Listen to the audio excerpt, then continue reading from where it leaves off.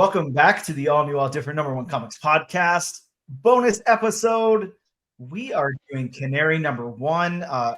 It is, I don't know, this is a Comixology original, but it has just been collected and put out by Dark Horse Comics.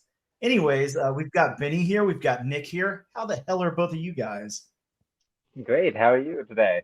Yeah, doing wonderful. It's post Halloween, so I don't know. I don't know what to do now. Like I'm not that stoked about Thanksgiving. I don't know. I mean, it's cool or whatever, but Halloween's like one of those cool ones where you get like the whole month to kind of be like, Halloween themed, and Thanksgiving's like, oh, okay, like I'll eat dinner with my family at the end of the month, whatever. But yeah, I'm doing well.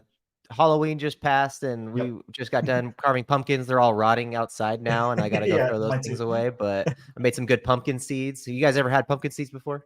I did that this year as well. Oh, you did? Yeah. It's one of my favorite Halloween snacks.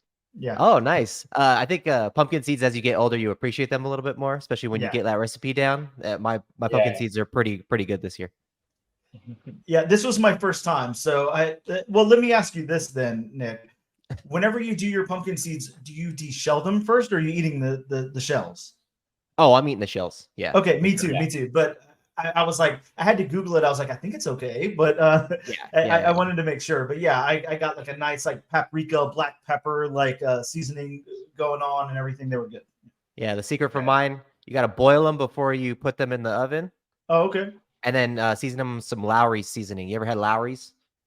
Ooh, no. I don't know if I've had that. Get some Lowry seasoning on those things. Okay, Lowry's. That's the secret. Yep. This year I went with Alfredo spices, which turned out pretty fun. Oh, nice. Okay. Wow. I don't think I know what Alfredo spices are. Me either. It's basically just dried up Alfredo sauce. Oh, wow. Oh. That sounds delicious. A little bit of creaminess to it. Yeah. Nice. Very cool. We got to start our own rare flavors comic book and just make, three different types of pumpkins. Yeah. Exactly. Yeah. No, I'm definitely down with that. I mean, I guess if we kill and eat people, that would suck. But other than that, the pumpkins, you can kill and eat those. Either way, like I said, happy you guys are both doing good. Happy you guys are both back on. We've got the full crew here, so that is awesome. Looking forward to talking about this book, Canary #1. I just want to go over. There's a long synopsis, and then there's like a quick little solicit. I'm going to read the quick little solicit because the long synopsis is too much, but. It's 1891. A mine collapses into itself. Find out the dark substance found 666 feet underground in this horror western. Scott Snyder pens this Lovecraftian take on the Wild West with stunning scenery captured by veteran illustrator Dan Panosian. So I love how they elegantly put the names in there, so I don't really have to go over those. But Scott Snyder, obviously, huge. Gigantic creator, big on Batman, all that stuff, done lots and lots of stuff. Dan Panosian, I don't know about you guys, but he's been around for a while, obviously, but not somebody I was really keeping up with until pretty recently. We did Alice Never After on the main feed a couple of months back, and he was writing and illustrating that, and we were just floored with the artwork. We're like, it's so insane, it's so good. So I've been trying to follow him pretty closely now, but super awesome illustrator. What'd you guys think about that? Do you think this is a good pairing here? Obviously, we'll get into all that at the end and everything too, but these two working together. Yeah, definitely. Fit perfectly to me. Sorry, I didn't know if Benny was gonna go. You're gonna do that whole clockwork thing. I know. Maybe I'll call out names, but you need to be the teacher again. I know. I'll just raise my hand in the podcast. People who don't have the video for this are going to be confused. Go ahead. This is I thought it was perfect pairing. I had no problems with it whatsoever. Seemed very natural. Mm-hmm. I love the Wild West storyline with the Wild West art. His line art is perfect for the story that Scott Snyder's crafting. Yeah, I was gonna say his line work in particular stands out the most for it because even his backgrounds you can just scan over and see how it all pieces together in a very interesting way. Mm-hmm. Yeah. No, it's really cool. Like it works really well together here and everything. But let's go into the book. This is like densely as hell packed. Like you read it digitally, Nick. Right? Yep, Okay. you got it. So Benny, did you have like the physical copy of this, or are you reading it digital? Or? I had to go digital. I wasn't able to track it down in person. Okay, gotcha. So I don't know about you guys because again, I know there's a Comixology version and then the version that is put out by Dark Horse in print. So I'm not sure who technically published the book for the way you guys read it, but at least in this Dark Horse edition that I have here, you know, the floppy book, it's like 56 pages. It's huge. So are you guys getting that full? Okay, yeah, really long. Okay. No, not me. No? I have 29 pages, and Really? it's just like it's a normal comic book with I don't have any ads in it. Yeah, no ads in this either. Yeah, it's a Comixology original. But you just said it was really densely packed, and I didn't think so. So I'm missing some stuff. You guys are gonna have to fill me in. It's got to be because of the way it was put out. Like I think on Comixology they were doing 6 issues, I believe, for the entire series, and then Dark Horse is packing it. Yeah, 6, and then Dark Horse is packing it all into 3. So they're double-sized issues. Oh, I'm missing another issue. Yeah. So me and Benny got 1 and 2, and basically out of the digitals, and you got 1. Wow. Okay, we're gonna have to, when we get to it, we're gonna have to go to where you guys left off. Yeah, yeah, definitely. This will be interesting. But this is an interesting story. It's like I said, it's for me, it was like packed, and it does that Snyder thing. And this is not a dig at all, but Scott Snyder really packs a lot of like dialogue, a lot of words onto the page. Like there's a lot there. He lets the story breathe as well, so it's not like it's overdone. But you know, for me, sometimes I see stuff like that. Right when I open the book, and I'm like, oh, all right, this is gonna be like I got to read a lot here. I have to do a lot of reading. Not what I want to do when I'm reading, obviously, but yeah, a lot of reading. But it's okay because you know you get into the story. It's really really interesting. It's compelling, and I was fine with that. How about you, Benny? Like, whenever is this something like you opened up and you felt like there was too much dialogue or anything in? Was it like a good amount for you? Oh, I am super into the kind of Chris Claremont era of X-Men, so I am Okay. very much into the very wordy pages. So this Yeah. was a delight, and I think it will stand up to Vivi to go back over the pieces Yeah. of dialogue. Yeah, definitely. I love that you say that the Chris Claremont, like that is like this is maybe if Chris Claremont was writing this, maybe more than like half the page would be covered in word balloons instead of just like a tenth of the page. Yeah, Chris Claremont definitely super super wordy. So that's cool. Nick, what about you? I feel like you know this hit with you, so I don't think that it was a problem. But no, I don't think that there was. I don't think that there was enough dialogue, or maybe just the right amount. Because unless the second issue has more dialogue than the first, because there wasn't that much to me. There was more action packed into this than dialogue. I felt like because it opens up. Talk about the beginning where. Yeah, I hope this is how it opens up for you guys. It has to. Yeah, it has to. Recap, but the woman who has her throat slit in the church or the school or whatever. Yeah, the school, I think. Yep.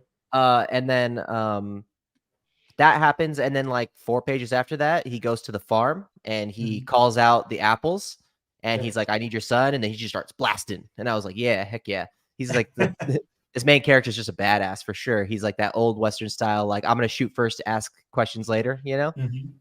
It seems like it's very quiet but busy moments. Like even at the beginning when he's reaching down to pick up an egg, it then launches into a big exchange between the main character and whoever hired him. And then, like you said, he goes to the apple farm and it swings out into a gunfight where there's not too much dialogue.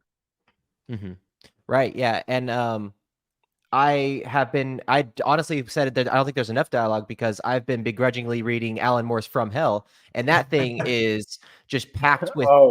Dude, it's so hard to read. I was like, dude, there's like issues in there where it's just telling me about the origins of like like London, and I'm like, oh my god, like why Mhm. Alan Moore? Like I don't care.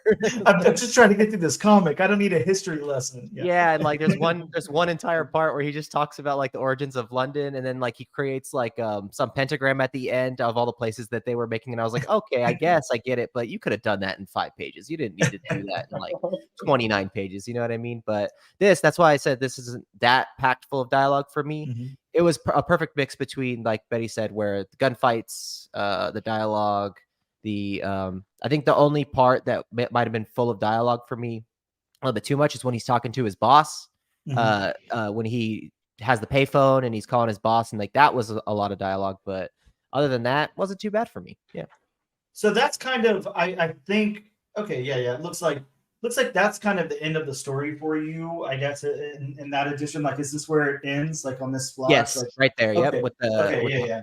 the eagle or the falcon or the hawk or whatever coming Yeah, down. Yeah. which is a really cool panel or page. Really great art on that page there. Yeah. But yeah, for me and Vinny, this is chapter 2, and then it's got like a whole lot more. But I think maybe what we'll focus on then is just that first chapter, and then we can kind of recap what happens in the second, like towards the end. But yeah, I would say most of the bulk of the dialogue is kind of coming in that second half, in my opinion. There's a lot more there, and like it kind of expands, obviously, as you would want a second issue to do like a little bit more and everything. But yeah, this one kind of, I guess if I look at it like that, it's pretty straightforward. We have it, begin with this evil, the kid and everything, the kid that killed the teacher, and then he goes to visit the kid, and then we flash forward like a little bit in time, and we have the now I'm trying to remember this character's name, the guy who was at like the lake, who was eating the fish and everything. Oh. The Gollum dude or something, but yeah. Yeah. Oh. It's I Hiram Tell. Sorry. That's it, Hiram. Yes, that's why I couldn't Hiram remember the Tell. name. It's one of those names. Really But, creepy. That part was really creepy for me. yeah, Like, definitely. what's this guy's deal? Dude, I got Gollum vibes. Like, I don't know if you guys did. Yeah, Like, definitely. Yeah, Like a bald, pale humanoid gulping down Yeah. raw fish. Yeah, exactly. And he's got that. He just kind of takes that fish out. I love the part where he's explaining to him that he's got some children, and he's hoping that they have like abilities like he does, and then he's showing them all the teeth like all the way down his throat and everything. So creepy and weird. Such a weird thing there. But yeah, that's pretty much it. Goes from that to that, and then and then we pretty much wrap up that story before we get into the next chapter. So yeah, a lot less to talk about just in that first chapter, but what it introduces, I think, is obviously what's important here. It introduces that there something happened in these mines. Again, they expand on it later in that second half. So if I bring anything in, Nick, that you're like, what the hell are y'all talking about? This is why it happens in that second chapter. But yeah, they talk a lot about the mines and what happened down there, and how they're trying to like forget it and move on and everything. And basically, they can't forget it and move on because stuff is happening, really bad stuff. And it's bringing in this supernatural element to it and everything. But yeah, I like how this first issue like introduces that without saying much about it, and we're setting all of this up for this. And at the same time, it's like it's happening at the very end of this like era, this wild west era. So I think that makes it really, really cool. I like it whenever you get into those pockets. There was somebody that I talked to a while back that was putting out a comic book through Comics Experience Publishing, and he was doing like a Wild West thing, but it was like also on the tail end of that era. And I really love that. I like whenever you look into like something that's so ingrained in people's minds and everything, and everybody knows about it, but you never really talk about like why it collapsed or why it stopped and why we moved on to other things because of the technology involved and all of that. So I really like how this is on the tail end of that. What did you guys think about like it being in this time period and everything? I am a sucker for the Old West. I grew up with cowboy movies, and looking back, a lot of them can be pretty tough to sit through, but this one is very tame so far, and there is a lot of bloodshed, which is pretty on par. Yeah, the violence level's up there for me. You know, I'm a Garth Ennis fan, so Yeah. I'm always down when there's a bunch of people dying, and like that part.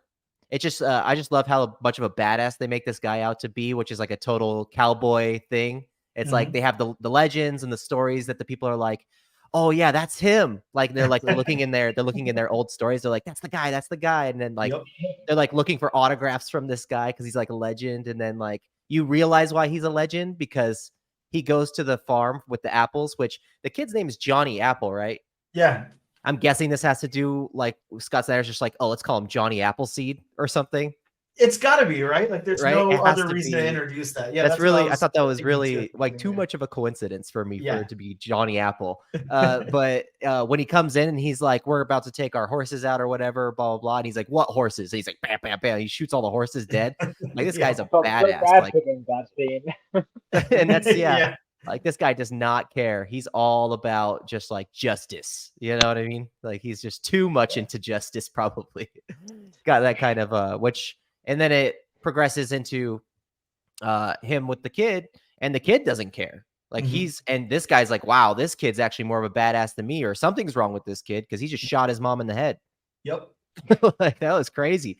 And I don't know what was up with the Gila monster egg. It's like a lizard egg, and why the kid liked it so much. I don't know if they expanded on that in the second issue. Did they do anything with that? I don't think they did any callbacks to that. Did they, Benny? Like, not that I recall. I don't recall anything else about eggs at all in the second issue. No, I don't think so, but I do find it pretty funny that the first thing we see our main character badass do is eat one of these eggs that's covered in blood at the first crime scene. Oh yeah. Again, just proving that he's such a badass. Yeah. Like total disrespect for like other people's laws, even because he's talking to the sheriff of the town, and he's like, "Did you take that from the crime scene?" And he just eats it. He's just like, "What's wrong with this guy?" Like, he just does not care. Yeah, he's definitely an interesting character. I like him a lot, and I think that, you know, as far as like westerns and stuff like that, I don't know about you, Benny. You said you kind of grew up on westerns and you've seen quite a few.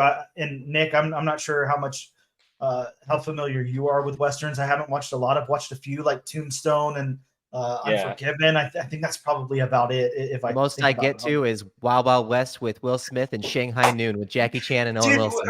Are we talking the giant steampunk spider and all of that? Oh, Jesus, yeah. I didn't watch any westerns growing up. I was all about Jackie Chan and Will Smith. I was a Fresh Prince of Bel-Air and like a Police Story 2 kind of guy. You know what I mean? Like I'm all into that action type of stuff, like bombastic action. Yeah. That's great. I'd say we do, one day we get together, we do a bonus episode, and we just sit here and we just watch Wild Wild West, and we just film our facial reactions the whole time, and we upload that. Yep, Loveless. Let's go. Awesome. Yeah, really, really cool. But yeah, I love this character. Again, I'm sounding like such a shitty host here, but I can't remember his name. But I can't find his name either. Marshall Holt. Okay. Yes. His name's William Holt, I think. Yeah. William Holt. But he's a marshal. He's a marshal, so I just call him Marshall Holt. Okay. Yeah. Marshall Holt. And yeah, he's such a badass. He's such a Clint Eastwood, I don't know, Benny, give me like a great Western actor name besides Clint Eastwood. John Wayne. That's the one I was going for. Sorry, I could not think of John Wayne's name. But he's got like that vibe to him. Like, this is already the second that I got like 3 pages into this book, I was like, this is a movie. This is absolutely a movie, but it's Scott Snyder, so it does the thing where like this 100% could be a movie, but it reads so well as a comic. It's not like here's my script, that I'm trying to get made or anything. Like, it works on its own as a comic, absolutely. But if this was a movie, I'd be there opening day. Like, it's so good, and I'd love to see something like this on screen.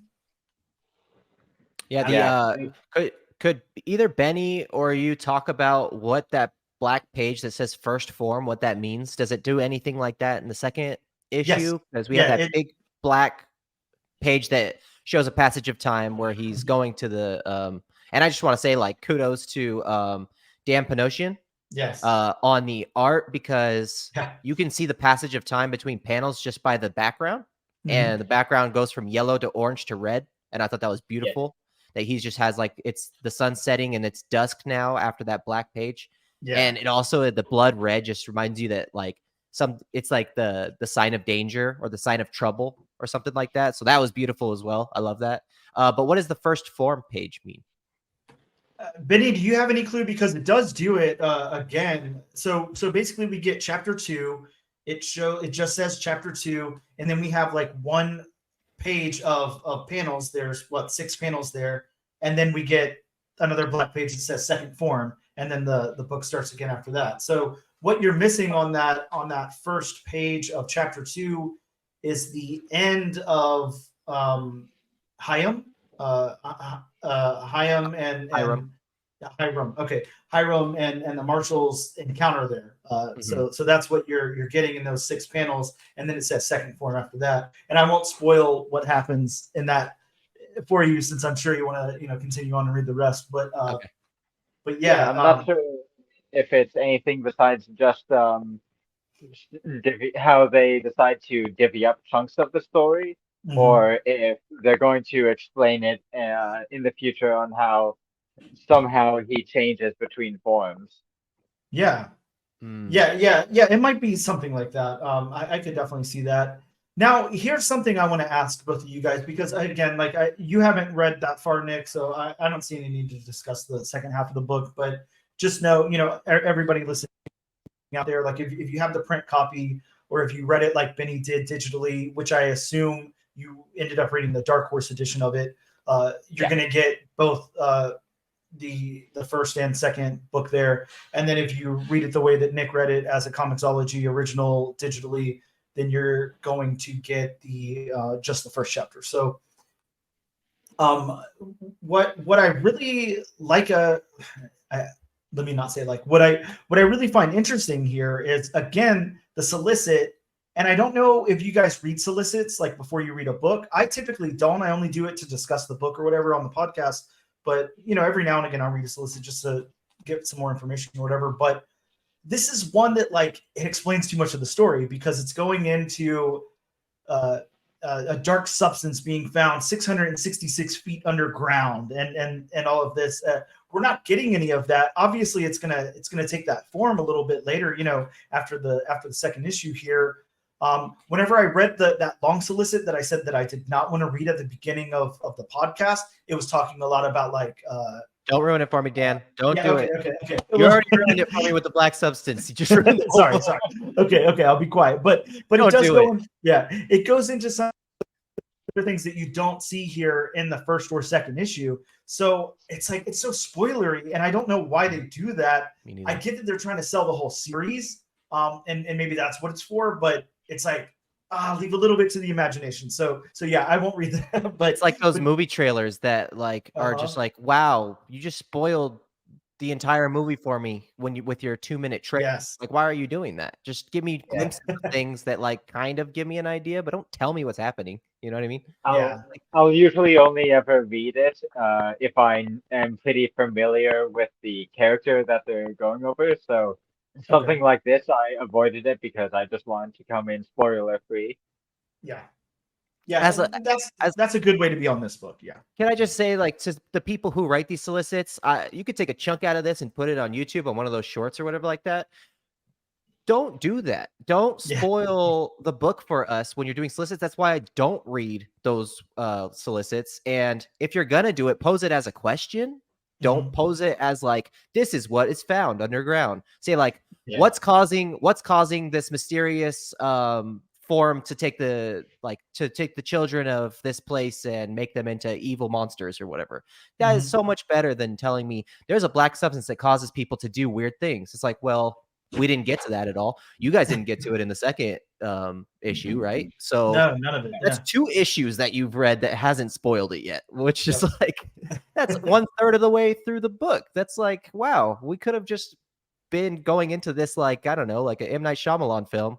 With the twist that happens, it would have been great, but they spoiled it for us. I think a good one has you asking more questions about what's going to happen instead of trying to intrigue you with what will happen.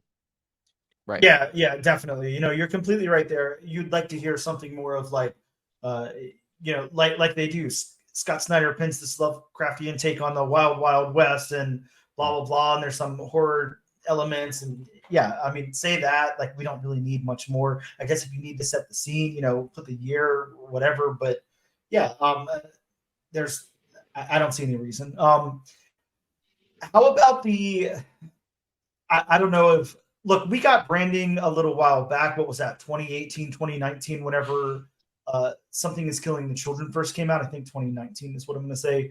And we got the Erica Slaughter, the branded like mask, the face mask, bandana type of thing. So this dude has his own face mask here, this own like bandana, which is awesome. Like I wondered, I'm not going to lie, like when I first saw it and I saw that it kept coming back around, I was like, all right, are they doing this? Are they trying to like release this into comic book shops? So, you know, if it blows up or whatever, they can have some merchandising or whatever. I don't know. I pick one up. I think it looks cool. You got to have some branding. You know what I mean? You got to have something that hooks the average reader. The Erica Slaughter mask is like, that's, to me, it's already iconic. I love that thing. Like when I first picked up Something's Killing the Children, I had already heard really good things about it, and I read the deluxe edition, and I was like, damn, I read it in one sitting. Like, I read the entire, like, I don't know, it was like 10, 12 issues or something like that in like a couple hours, and I was like, this book is sick. Like, this is like such a good story. And that's an example of a book that does not have a lot of dialogue. There's completely like, there's like 6 pages sometimes where there's nothing going on but fights with monsters. So that's a complete opposite. But I do like I don't mind the branding aspect. And I think his mask looks pretty cool. It's like an upside down tombstone kind of thing with an upside down cross or whatever. Yeah, I like that. I think it makes sense in universe for him as well, because he has those dime novels with him in it, and he doesn't seem to live up the most to his reputation from the books. He even said so at one point, but having that bit of iconography around him would certainly help him get recognized around. Yeah, it definitely like complements what's going on here in the book. Like, it definitely works well, you know, if he's in a crowd or whatever and he needs to throw that on really quick, like instantly recognizable, which it seems like he is anyways. But yeah, I mean, just to get down to it, you know, I would say this, you know, for me, this worked really, really well. This was a really cool book. There's a lot of mystery in this. We know there's a lot more craziness to come. I know there's a lot of crazy shit coming up that I'll just be completely quiet about. But yeah, I mean, you can see the threads, you know, being laid out here and everything. There's a lot to this. There's a lot going on, and I mean, I just think it's perfect to throw horror and Western together. Like it's something that, I don't know, every time I see anything like that, I'm like, why isn't this done more? Like this really is so ripe for having, you know, like a great adaptation or whatever. So again, you being a little bit more familiar with Westerns, are there any other like horror Westerns or anything you can think of, Benny? Like, have there been any movies that you've seen that are horror Westerns or anything?